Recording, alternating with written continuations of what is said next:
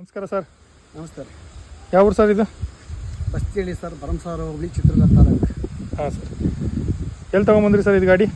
ದಾವಣಗೆರೆಯಲ್ಲಿ sir, Lakshmi agencies. Lakshmi agency ದಾವಣಗೆರೆಯಲ್ಲಿ ಇದೆ, ಬೆಂಗಳೂರಲ್ಲಿ ಇದೆ ಅಂತ ಹೇಳಿದ್ದಾರೆ. ಹಾಂ. ಎಲ್ಲಿ ನೋಡಿದ್ರಿ ಗಾಡಿ ಬಗ್ಗೆ ನೀವು?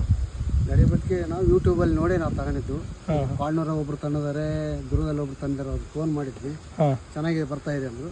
ನಾವು ತಂದು ಹೊಡೆದಿದ್ದೀವಿ. 4 ದಿವಸ ಆಗಿದೆ. ಭಾಳ ಚೆನ್ನಾಗಿ ಕಟ್ ಆಗ್ತಿದೆ. ಚೆನ್ನಾಗಿ ಆಗ್ತೈತ್ರಾ?